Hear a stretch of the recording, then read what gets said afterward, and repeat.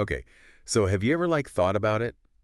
Yeah. You know, like those final moments, like who would you want there with you? Mm. It's like a question we've all probably asked ourselves, and it's like right at the heart of the song. Die with a Smile by Lady Gaga and Bruno Mars. Yeah.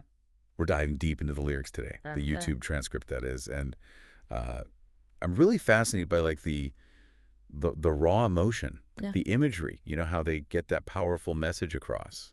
Yeah. Well, right off the bat, the song starts with a dream, which is interesting because it's not, like this huge declaration of love or anything, Right. but a dream about saying goodbye Whoa. kind of throws you right in there. Yeah, it does. It's like you and I had to say goodbye, and I don't know what it all means.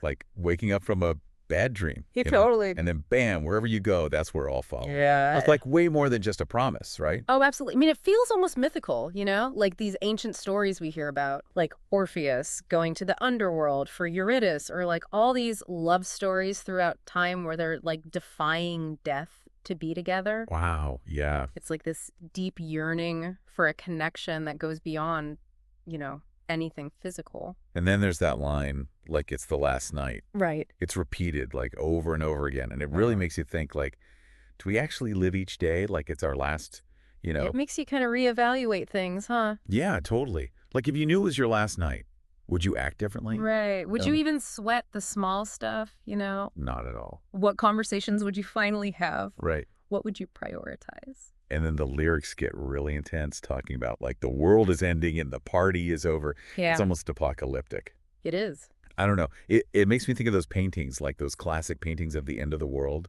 Uh-huh. where like everyone's in chaos, but you see these lovers like clinging to each other. Right. I don't know. What do you picture when you hear those lines? Well, I mean, it's interesting because apocalyptic imagery has always been used to like intensify love stories. It's Yeah. like showing how precious these connections are when everything else is falling apart. Wow.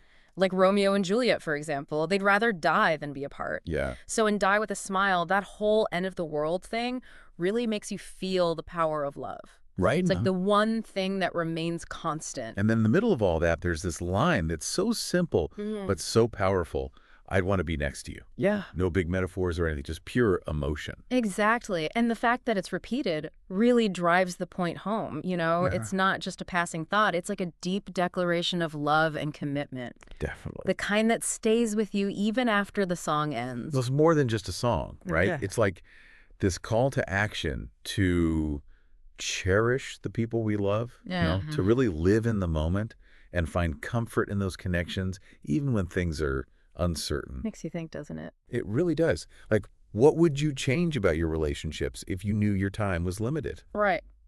Or what would you want to leave behind? That's something to think about Yeah. for sure.